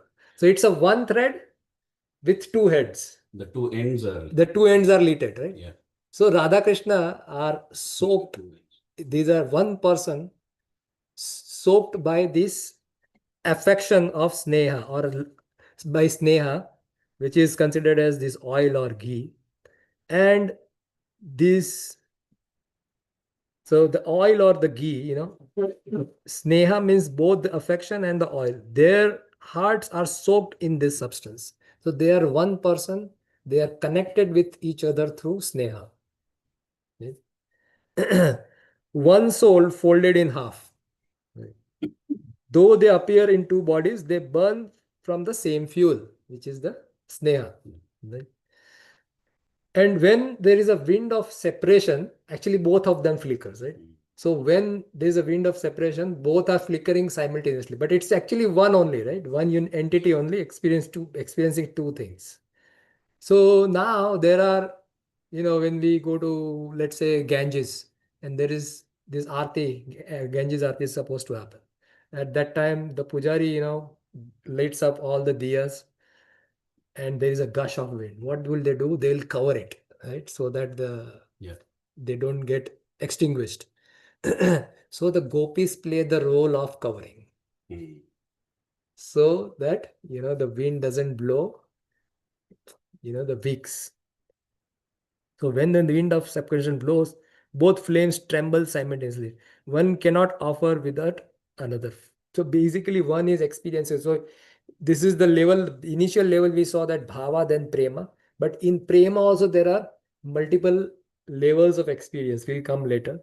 But what Krishna is experiencing, Radharani experiences, though they may be at the close distance, but sometimes in even further distance. Let's say Krishna is in Dwarka. He is experiencing the feeling of separation from Srimati Radharani, who is in Vrindavan. And whatever is Srimati Radharani experiencing, Krishna is experiencing the same thing. So this is what she is explaining in here. Now there are different levels of intimacy in the spectrum of intimacy, starting with prema. Prema is not the highest, but then the prema transforms into or graduates into sneha, and then mana, then pranaya, and then raga, anuraga, and mahabhav. Even Mahabhav also, the three. Yes. Modanakya. Modan, Mahabhav, Mahanakya and Madanakya. Yeah. Madanakya. Yeah.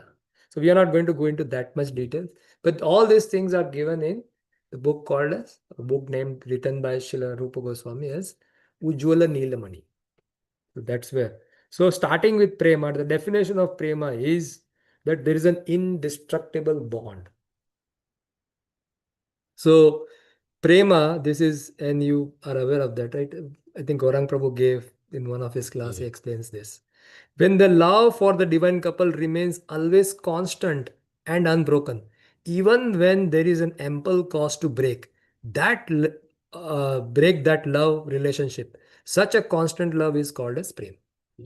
So even if there is an situation where the love can break, it still doesn't break. When there is every reason for the relation should be broken, it's still not broken. It's anartha nivritti plus. Yes. So this is the definition of prema. Right. Anartha nivritti rasi gives this. But that is from Ujjwala Neelamani. That definition of prema is given in Ujjwala Neelamani. So a bond so strong. Sarvata dvamsa rahitam satyapi dvamsa karane yadbhava bandhanam saprema parikirtikaha. That's a amazing. You remember the word. No, that's one. It stuck to me. Very nice, bro. Thank you. Yeah. Yeah, I was looking for the reference. I couldn't find it. So he says that in because I listened to that class so many times. Okay. I really liked it. Nice. Hey, Purush Prabhu, please share in the group that verse, Yeah. please. Yeah. Yeah. I have Yeah. the, Anatha, that there's always I have the recording. yeah. Some of those you can share in the group. Yeah. Some of those classes are amazing. Like one of the class is overcoming envy. I think overcoming envy. He also gave a culture of respect. Culture of respect, overcoming envy. Those are like 2005 classes, I think. So this one is 5 or 6. This one is later. Later. I wasn't even there in 2005. Okay. But this was, I think, 2008 or 9 or so. Maybe 2009 or 10, something like that. Mhm. Yeah, so the indestructible prema, the bond in case of prema, the bond is so strong that even when there is all cause for the relationship to break, but it still is there, right? So that is basically the definition of prema. Now here is a case study for that prema is Subhadra and Abhimanyu. Yeah, Abhimanyu was son of Subhadra. Subhadra Devi, she knew that Krishna is God, right? She was aware of that. And his son was killed in the battlefield of Kurukshetra. However, when Krishna comes back, when he comes back to Dwaraka, she immediately runs and, hugs Krishna. So there was a situation such that my son is killed and you were there, you still didn't protect him. That never occurred in her mind. Right? So this is basically prema. The next step is sneha. The melting down of the heart happens in the age of sneha. When prema intensifies, the heart melts completely. The devotee feels the object of love is helpless and requires protection and overriding logic. So sneha means intense love, and she wants to protect the person whom, and that is the level of sneha. So here there is a story of Bhakti Siddhanta Saraswati Thakur was a genius scholar. Yet his father, Bhakti Vinod Thakur, worried about him like a helpless child. What will happen to my son? He dropped out of college. He was thinking like that. This is sneha, affection that bypasses the competence of the beloved. We feel the, yeah, yes. Alex, thank you, Mother. Thank you for coming. Yes, good. Yeah. Then the third is mana. So this is the mana is the next stage, which is talking about the crookedness of love. So along with this, these are all progressively going higher and higher. Here, we talked about this spectrum of intimacy. I wanted to tell you something about the Eskimos. See, the Eskimos, for us, snow is snow, right? But for Eskimos, there are not 25, but there are 42 or 43 different types of snow. So they identify the snow based on what kind of snow it is. So similarly, within prema, there are various levels of intensity, right? Or intimacy. So by that, the name is given. Like mana over here is crookedness. So along with the prema and sneha, the third is mana, which is crookedness. When affection flows too fast, it appears in reverse direction. Right? So it appears in reverse direction. Love assumes a crooked nature to heighten the taste. Right? Like getting angry unnecessarily. So that the person will come and, he will try to get out of the anger, right? Doing something. So outwardly, the devotee shows anger and insubmissiveness. Inwardly, the love is increasing. So like that. So Radharani is... Even Ripasha Prabhu also mentions this, like, what is the term? But basically insulting, using nice words. Insulting words like insulting word also. Like in love. Right? In love, yes. There's a term he uses. Yeah, continue. Yeah, I mean, I can recollect that something in the material world, right? There are certain portions of India, like Surat. Yeah, exactly. Yeah, right? Yeah. So they speak very abusive language, right? So, but not all the, it's not out of anger. Like we also say Yeah, Sare. yeah, So it's exactly. not like we are, Yes, we're not insulting it. insulting the Basically, person. Yeah, out of love, yeah. it's because they are so close that Close, we can yes. actually take the liberty. Liberty to use. Prabhu use the word term gali. Gali, gali is the word. Yes, gali. Yes, gali. The- Yeah, so that's the one. That's the so, term. Yeah. yeah. Even that's what I've heard from some devotees. I'm not sure it is. I mean, it should be true only. When when he is pulled out. They give a lot of Yeah, gali. they give apparently they give a lot of gali to Jagannath when he's not like moving. he's not moving. Yeah, Yeah. And they also like Yeah. kind of hit him or something. Yeah, exactly. Yeah. So like that. So outwardly, Even like sorry, like even in our like when there's a small baby, if we feel like pinching. Yeah. Correct. It's not because we want to hurt, but Right. they're just so cute that we feel want to be like. Yeah, you pinch that. Yeah. Yeah, and sometimes we even pinch to make them cry a little bit because we want to experience that. Yeah. Because it's so cute when they're crying. There is no reason, all right. It But it's out of love. It gives different emotions. Emotions. It generates different emotions. That's true. Yeah. So outwardly the devotee shows anger and insubmissiveness. Inwardly the love is increasing. So this is next level, right? Mana is next level. Radha says Krishna approaching and scolds him. Why did you come here? Yeah. Right? That's a guardian. Yeah. The dust from your cows is getting in my eyes. Right? She creates a barrier of fringed anger into increased dynamic tension. Right? Yeah. So that is mana, crookedness. And he also says, in order to feel the rasa, there has to be union and separation also. It's not just Vipralambha. Yeah. So it cannot be union all the time. Yeah. So that way, it's not just good speech always. It's also, some the gali also has to be there in order to increase the rasa. Yeah, in the contemporary world also they say that the family where there is a fight between husband and wife happens, not like constant fight, but in a periodic fight, actually it's very healthy. Yeah. So that, is contemporarily they say all these things. So pranaya is the death of etiquette. So meaning they transcend over the etiquette. No rules and regulation. A state of supreme confidence, Vishwas, the concept of I and you dissolves into oneness. Right? Reverence is replaced by familiarity. So this happens in the stage of pranaya. So here, the cowherd boy Subala sees demigods praising Krishna as the supreme lord. Unimpressed by the poem, Subal thinks, oh, Krishna has dust on his peacock feather and casually flicks it off. Yeah, exactly. So this is pranaya. Now there is so much detail given, but it's just scratching the surface to understand that beyond prema also all these emotions are there. Yeah.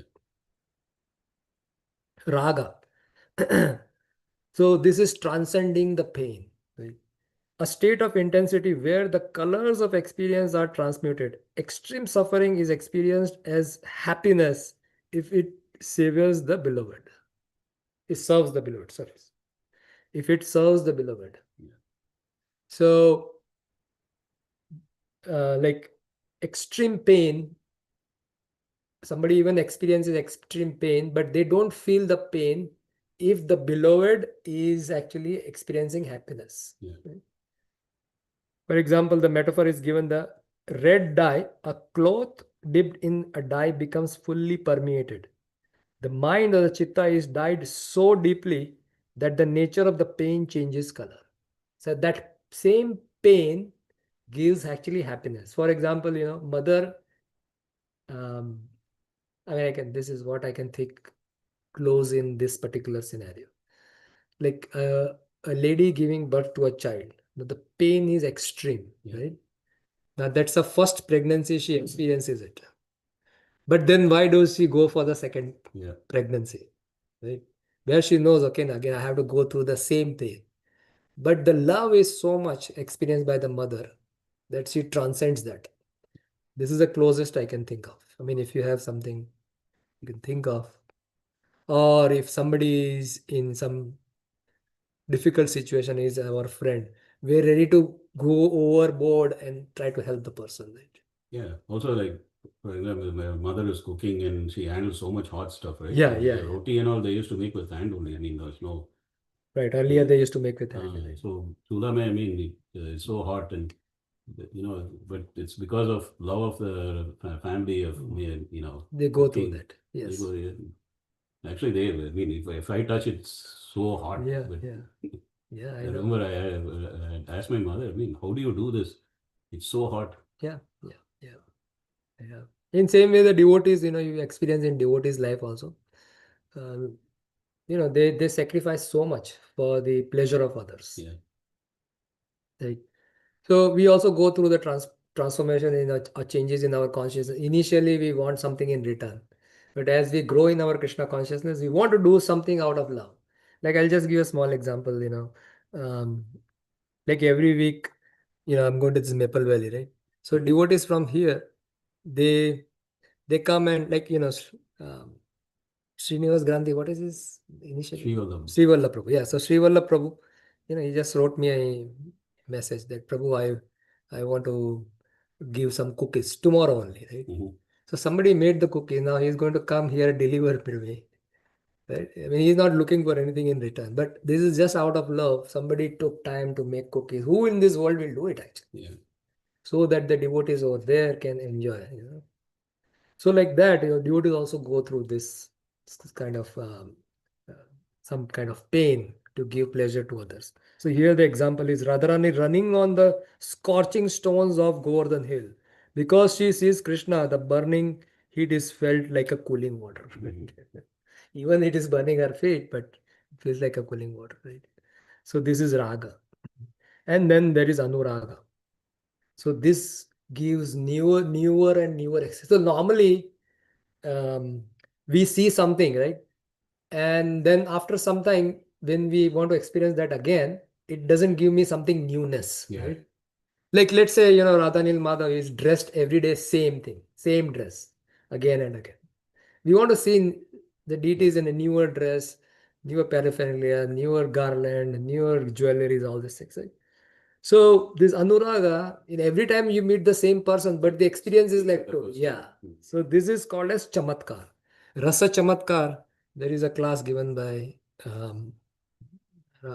Haripashad Prabhu only. I think it is in Hindi, but it's talking about rasa chamatkar. Mhm. So unless you experience this chamatkar, amazement, every time you experience it, it will be something, oh, I experienced this earlier. It is. Familiarity breeds content, right? So like that. So the definition of this anurag is the love feels constantly new. Even after millions of years, every meeting feels like the first time. See, first time is so excitement, right? I want to meet the person for the first time. It's so much excitement. The lover do not even recognize each other because of this dasha, I think. The data, oh yeah. The Yeah. data is always refreshed. So Always fresh, yeah. Or always fresh. Right? So the experience, Krishna sees a figure and asks, is this science of amazement personified? He is washed by the waves of wonder, unaware of this is rather, right? So like that. Sometimes Krishna sees himself and he gives amazement. Wow, who is this? And the last one is Mahabhav. This is the summit, which is the Mahabhav. I mean, Lord Jagannath is him listening to his own pastime. Yeah, and then So- he gets amazed. Yeah. Yeah. So beyond Anurag lies Mahabhav, a realm where logic dissolves entirely. This is the great emotion accessible only to the gopis. Yeah. And some of them is, again, this Mahabhav, as you said, is divided into Yeah, three and parts. one is exclusive to Exclusive to Srimati Radharani. Radharani. According to Rupa Goswami, a state constitutes Mahabhav only if three specific technical criteria are met. So these are the three specific criteria that has to meet in order to experience Mahabhav. Right. So first one is the recursive awareness. What is that? Swasamvedya dasha. Usually, the devotee is the subject and the love, Krishna is the object, right? Object of love. In Mahabhav, the love becomes so intense that it attains, means the subject becomes the object, or whatever his object is experiencing, subject is experiencing the same thing. Mm. So as I said earlier, Yeah, they were in two different places, right? They were experiencing the same thing. So that is the Shakshi, your Shakshitva, right? So the Gopi forgets her identity, the emotion itself becomes the experiencer, observing the experience itself. It is love knowing itself. Now, I don't know much about this. how to even Think about this, because this is beyond our experience, right? So, but this is like emotion. These three emotions has to happen simultaneously in order to experience Mahabharata. Again, there are three categories within that, right? So, recursive awareness means you are aware of yourself, as well as, that's what I understood, as well as the complete awareness that other person's, whatever that other person is, emotions or all these things are experienced by that same person, right? And it's recursive, it's in the kind of loop. You're experiencing both simultaneously. Okay, so the next, Prakashita, the blazing illumination. Prakashita. The chitta can no longer contain prana. See, here the prana is compared, like prana is moving the things here in. So the chitta can no longer contains the prana. The emotions overflow the mind and saturated the physical body. Not just a single. So basically, what is happening is all the emotions are simultaneous. Normally, one emotion. Become like a mad person, right? So therefore, prakashita. That's what the second word condition is. Third condition is yavad ashraya vritti. So this is universal. So what is experienced by you is also experienced by the universe around you. It resonates to the universe, right? So the emotions cannot be contained in the mind nor the body. It spills into the environment, disturbing the universe. The Brahmanda Shobha Karita. Right? When Krishna plays the flute, which is within himself, the Yamuna river flows backwards. It is affecting the flute playing of Krishna is affecting the Yamuna. It starts flowing backwards. Or creates a whirlpool. Similarly, Radharani's separation is so powerful, it projects into the environment. The rivers gets agitated and is actually a reflection of her own heart. Yeah. So this is the ocean of Rasa. We bow down to these high ideals from far. Even for even a distance appreciation invites mercy. We cannot appreciate this without the mercy of Guru and Gauranga. We cannot appreciate this. So with this, we'll have completed the discussion of Chitta and Prana. Now, don't ask me questions on this, because I also know theoretically some things, not everything. But the point of discussing this is at least we should know that what Srila Prabhupada has actually given us. Right? Srila Prabhupada has given us so much, and so much in not only so much, but in so much detail, and we have a long way to go. Right? So if we really want to experience this, what Srila Prabhupada has given, one lifetime is not easy, even close. But at least we should have a understanding, so we know what the goal is. Goal is, right. Set our goal. Exactly. And then we focus on our current state, which is we are going to the state of anartha nivritti. So, we focus in our life and we choose our association in such a way that we focus remains in this particular direction. But without the understanding of this, and also, understanding of this will give us a much better understanding of Srimad Bhagavatam. subsequently, when we are reading Srimad Bhagavatam, when the word Chetasa, Chitta, all these things come, even Bhagavad Gita, now when you read the Chatushloki Gita, it has a relatively different meaning actually. So with that, I tried to my level best capacity to explain these things, but I'm sure must have made so many mistakes because I also really don't understand much. But whatever I understand, I tried to theoretical explaining. Realization is not there, but we have a goal now, and we can come together, work on that goal. Thank you so much. Srila Prabhupada ki jai. Yeah. Swami Pad ki jai. Yeah. इनको मैं bell pepper थोड़ा सा तेल डाल के थोड़ा कच्चा कच्चा Grantaraj Srimad Bhagavatam ki jai. Gaur Premanande. Hari Hari. Very, very cool. Hari. So, Prabhu, Hari I Hari just have Bol. one comment, Prabhu, Yes. about that Mahabhav you explained in the last, right? The three things has to come together. So, I remembered His Holiness Radhana Swami Maharaj in Jagannath Puri Yatra, he gave one class Mhm. where he mentioned that there was one author, Kanai Kuntiya. He wrote some book called, I think that book name itself was Mahabhav Prakash, something. And it was translated by Gaur Govind Swami Maharaj. And Gaur Govind Swami Maharaj, he always used to be in ecstasy, right? Like we know. How he- So in that book, there are some stories mentioned about Bilwa Mangal Thakur and Jagannath Puri pastimes and all. So those leelas are in that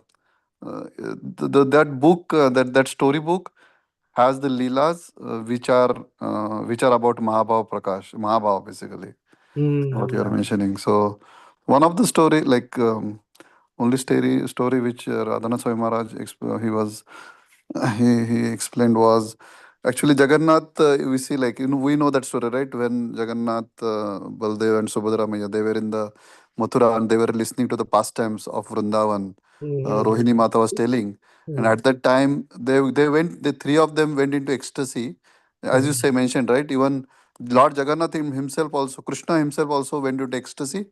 That's why his hands went inside, and eyes became so big. That is one of the Ashta Sattvic Vikar. Yes. So Lord himself also goes into that Yes. emotion, Mahabhav, and that is where I think Narad Muni, somebody saw them, and then that is how those deities manifested in Jagannath Puri in that same rupa.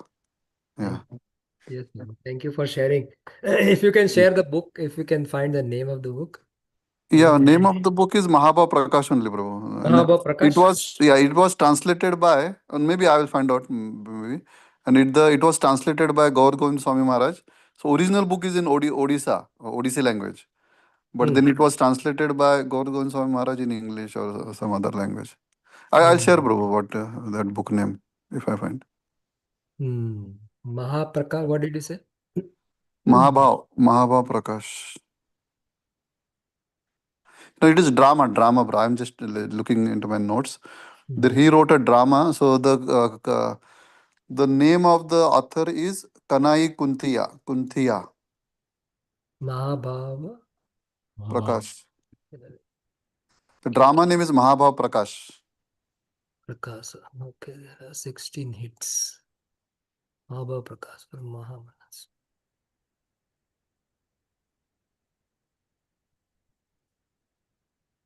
Yeah. Okay, if I'll see if this book is available, I can share if I find it here. Uh,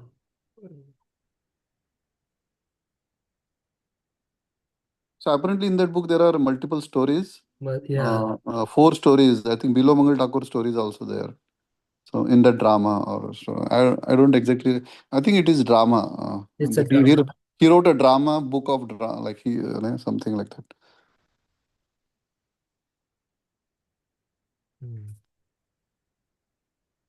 Okay, I can. I share whatever I have references. Yeah, I will whatever. share. Yeah, it'll be Yeah. nice to read those, right? Yeah. And understand. Yeah, Sriman Kanhai Kuntiya, Yeah. Kanai Kunti, yeah. who was an associate of Chaitanya Mahaprabhu. Kanai Konteya? Yeah, I just did a search on Is the book showing? Google AI. Sriman. Just go to AI mode and ask. Yeah, it's Kanai Kunteya. Yeah, Kanhai yeah, KHUNTIA or KUNTIYA. KUNTIYA. Yeah, in the Flipkart, that book is there. Let's see.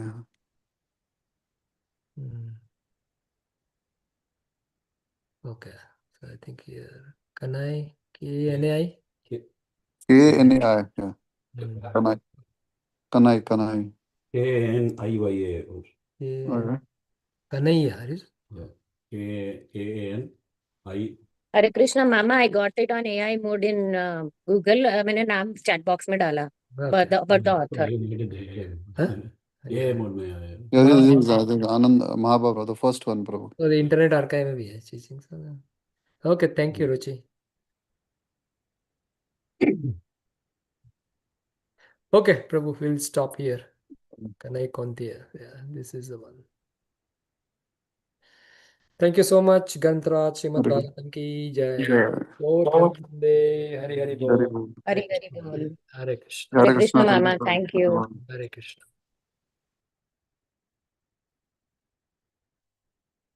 Thank you, Prabhu. Thank you.